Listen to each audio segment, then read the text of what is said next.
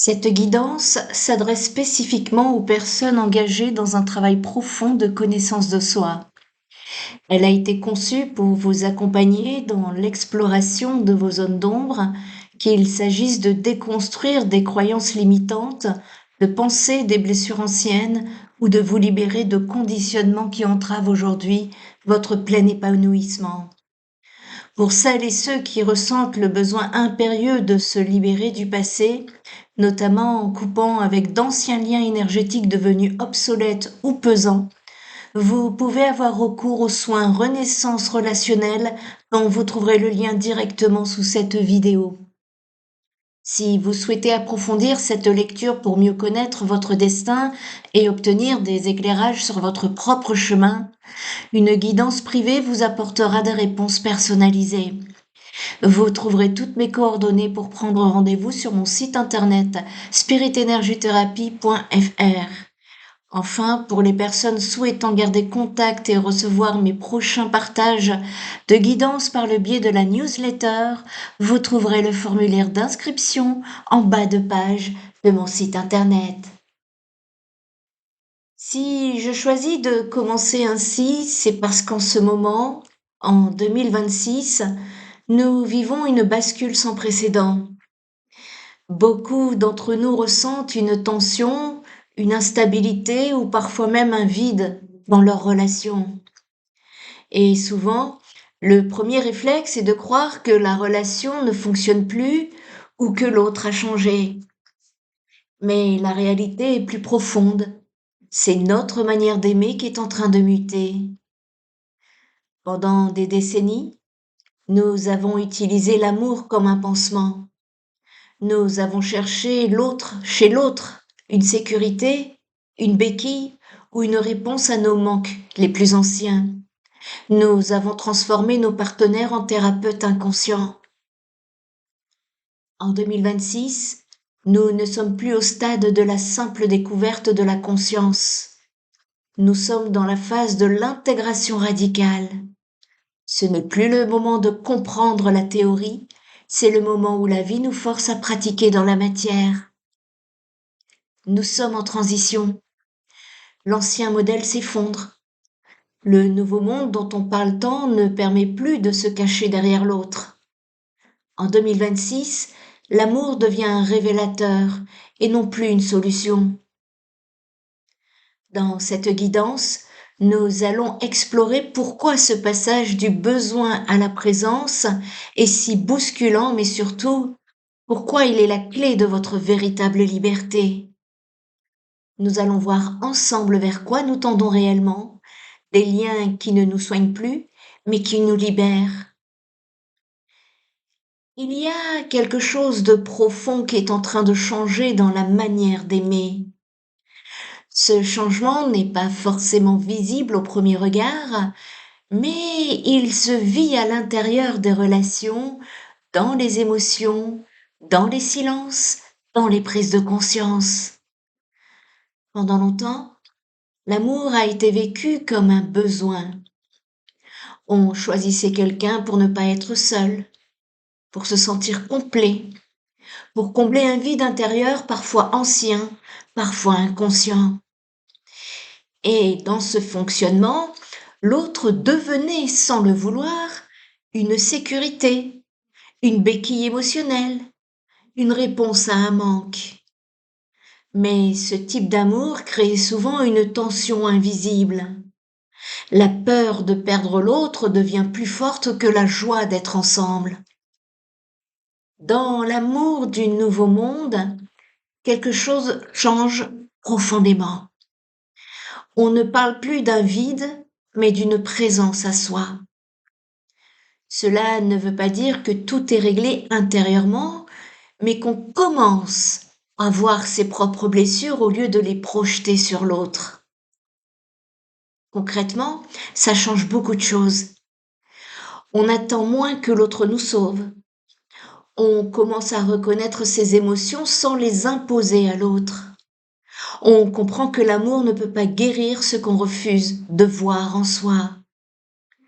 L'autre n'est plus une solution, il devient une rencontre.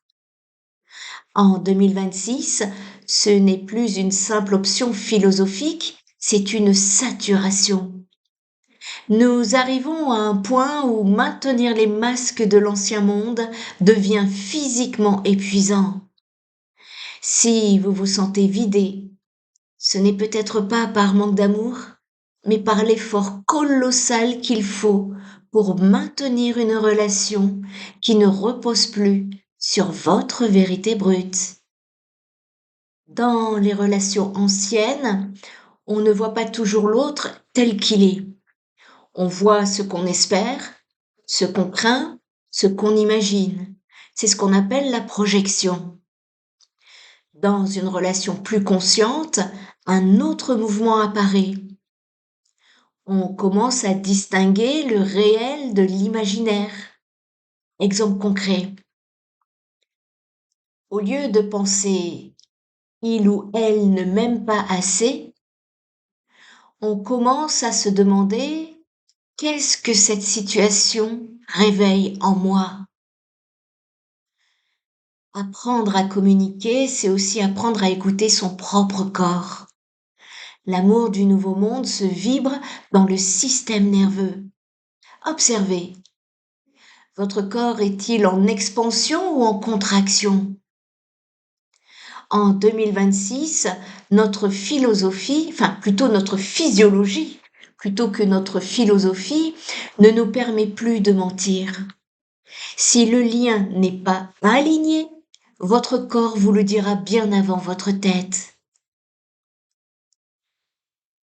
L'amour du nouveau monde n'est pas toujours confortable, parce qu'il met bien des choses en lumière. Les peurs d'abandon, les besoins de contrôle, la jalousie, les blessures anciennes. Mais au lieu de fuir ces émotions, on commence désormais à les observer. L'autre ne déclenche pas ces émotions, il les révèle. Et cette nuance va tout changer. Dans l'ancien modèle, on cherchait souvent la fusion, ne pas faire qu'un. Mais la fusion peut parfois effacer les limites personnelles. Dans le nouveau regard, on apprend autre chose. Deux individus entiers peuvent se rencontrer sans se perdre. Concrètement, on garde ses espaces personnels, on respecte les rythmes différents, on ne sacrifie plus son identité pour maintenir le lien. On ne cherche plus seulement la liberté de faire ce que l'on veut, mais la souveraineté, c'est-à-dire rester son propre centre, sur son propre centre de gravité. Deux êtres souverains ne s'appuient pas l'un sur l'autre, ils marchent côte à côte. Je ne suis pas libre de l'autre, je suis ancré en moi-même avec l'autre. Dans ces relations plus conscientes, la communication devient centrale. On apprend à dire ce qu'on ressent sans accusation, écouter sans se défendre immédiatement, exprimer ses besoins clairement, poser des limites sans agressivité. Ce n'est plus qui a tort ou qui a raison, mais qu'est-ce qui se passe entre nous? Un des plus grands changements est ici. Dans l'ancien modèle, se séparer était souvent vécu comme un échec, une perte, un abandon. Dans une vision plus consciente, une relation peut avoir rempli son rôle sans être un échec. Certaines relations viennent pour réveiller, d'autres pour guérir, d'autres pour transformer. Et parfois, leur fin fait partie du processus. Plutôt que de fin, parlons de complétion. En 2026, on comprend que certaines relations sont des contrats de croissance. Elles viennent pour une mission précise, réveiller une blessure, ouvrir une porte. Une fois la mission accomplie, le contrat est rempli. Ce n'est pas un lien qui se brise, c'est un cycle qui s'achève. L'amour devient un chemin d'évolution. Au fond, l'amour du nouveau monde n'est pas un objectif à atteindre, c'est un chemin où deux êtres apprennent à se connaître, à se comprendre, à se respecter, à grandir ensemble ou séparément. L'amour ne disparaît pas, il change de forme. Il devient moins basé sur le besoin et plus basé sur la conscience, moins basé sur la peur de perdre et plus basé sur la liberté de choisir. Et peut-être que l'évolution la plus profonde n'est pas de trouver la bonne personne, mais de devenir quelqu'un qui sait aimer sans se perdre et sans enfermer l'autre. Alors, où en sommes-nous en 2026? En 2026, ce changement dans la manière d'aimer est bien réel, mais il n'est pas uniforme. On n'est pas dans un basculement total de l'humanité, mais dans une phase de transition. Deux façons d'aimer coexistent encore. D'un côté, des relations basées sur des schémas anciens, la dépendance affective, la peur de perdre, le besoin de contrôler, les attentes non exprimées. Et de l'autre, une nouvelle manière d'entrer en relation qui émerge, plus consciente, plus lucide, plus respectueuse de soi et de l'autre. Et beaucoup de personnes se trouvent entre les deux. En 2026, de plus en plus de personnes commencent à se poser des questions. Pourquoi je répète toujours les mêmes schémas? Pourquoi certaines relations me transforment autant? Pourquoi je ne peux plus accepter ce que j'acceptais avant? Ce ne sont pas des hasards. C'est souvent le signe d'une prise de conscience qui est en cours. Des relations plus intenses mais révélatrices. Beaucoup de relations aujourd'hui sont plus fortes émotionnellement. Mais ce n'est pas forcément parce qu'il y a plus d'amour. C'est parce qu'il y a plus de conscience. Et plus de conscience, eh bien, ça veut dire moins de fuite, moins d'illusions, plus de vérité. Et la vérité, parfois, bouscule. Un tri naturel s'opère. En 2026, oui, quelque chose de très concret se passe. Les relations qui reposent uniquement sur l'habitude ou la peur commencent à devenir instables. Et celles qui reposent sur la conscience, la communication et l'alignement deviennent plus solides. Ce n'est pas une règle absolue, mais une tendance qui est en train de se dessiner peu à peu. Il y a une nouvelle exigence intérieure. Aujourd'hui, beaucoup de personnes ressentent qu'elles ne peuvent plus se mentir à elles-mêmes, rester dans des relations qui ne leur correspondent plus, ignorer leurs besoins profonds. Il y a comme une exigence intérieure qui grandit, pas une exigence de perfection, mais une exigence de vérité. L'humanité est en apprentissage.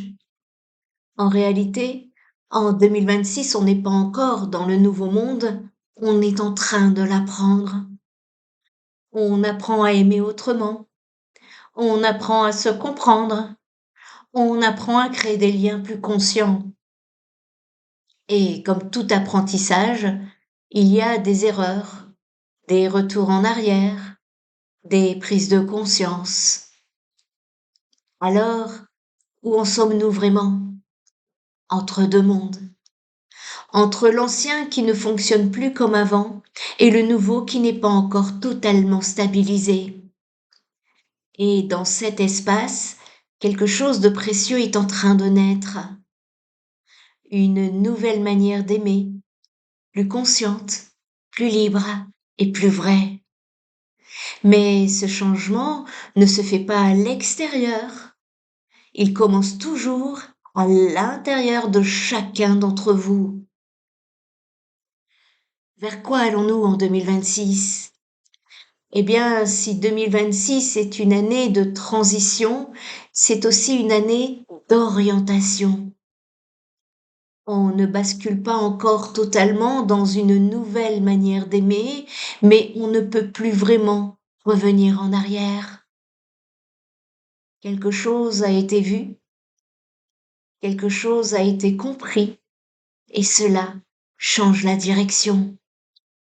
Elle change la direction vers des relations plus conscientes. Peu à peu, les relations évoluent vers plus de clarté. On va vers des échanges plus authentiques, des émotions davantage assumées, des besoins plus exprimés. L'amour devient moins implicite et plus conscient. Nous avons besoin et nous partons vers un équilibre intérieur.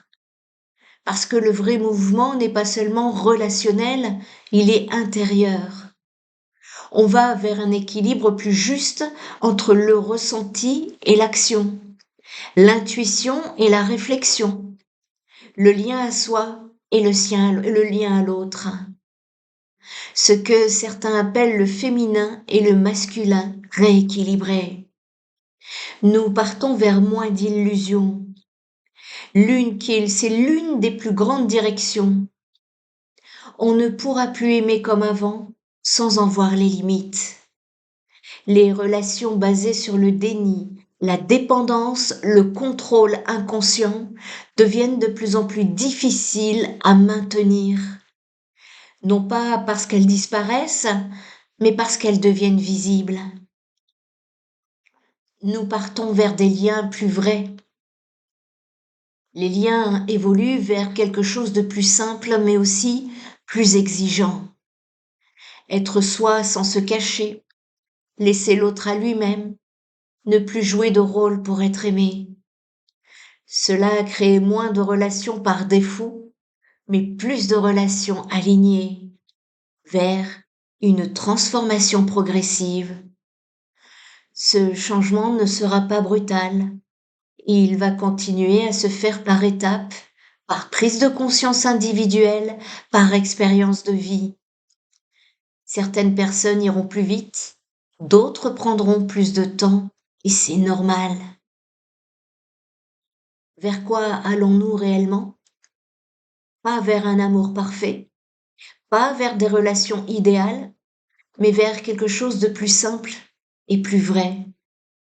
Des relations où l'on ne se perd plus pour être aimé.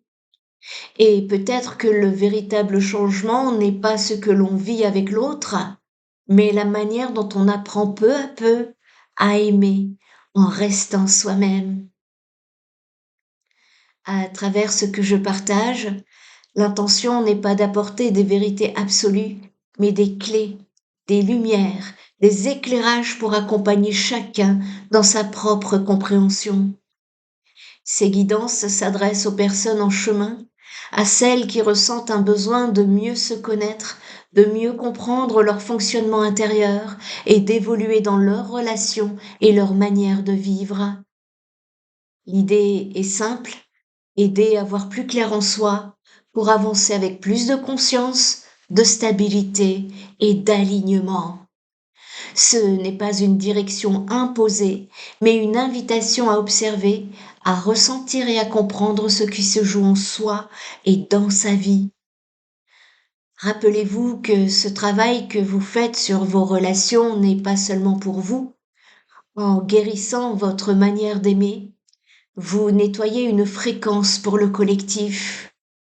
Chaque fois que vous choisissez la conscience plutôt que la réaction, vous aidez à stabiliser ce nouveau monde qui cherche encore ses marques à l'heure où je vous parle. Tout ce que nous venons d'explorer ensemble donne une direction générale, une boussole pour comprendre ce qui se joue collectivement en 2026. Mais je sais aussi que dans l'intimité de vos vies, les situations sont parfois plus complexes, plus nuancées. Il est parfois difficile de distinguer soi-même si ce que l'on vit est une phase de guérison ou si c'est la fin d'un cycle de croissance. C'est précisément là qu'une guidance privée prend tout son sens, contrairement à une écoute générale. Elle permet d'identifier vos angles morts. On ne voit pas toujours la béquille sur laquelle on s'appuie. La guidance, elle, vient mettre en lumière une lumière crue mais bienveillante sur ce que vous ne pouvez pas encore percevoir seul. La guidance permet de décoder vos contrats de croissance, comprendre le sens spécifique de votre relation actuelle pour arrêter de subir les émotions et commencer à intégrer la leçon. Et enfin, la guidance permet de gagner en clarté immédiate, sans repartir avec un certain ancrage. Au lieu de passer des mois dans le doute ou la contraction, nous allons ensemble chercher l'information dont votre âme a besoin pour prendre sa décision en toute souveraineté. Si vous ressentez que vous êtes à un carrefour, que votre corps sature et que vous avez besoin d'un éclairage direct pour votre situation personnelle, je vous accompagne avec plaisir en consultation privée. L'objectif n'est pas de vous dire quoi faire, mais de vous aider à voir tellement clair en vous que votre prochaine étape deviendra une évidence.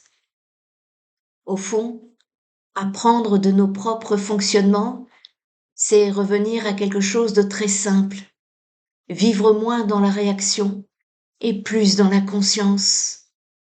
Et dans cette conscience, il n'y a pas seulement une meilleure compréhension de soi, il y a aussi une manière plus apaisée d'habiter le monde. Et peut-être que le véritable changement des relations humaines n'est pas qu'elles deviennent idéales, mais qu'elles deviennent plus vraies, moins basées sur les illusions, plus basées sur la conscience.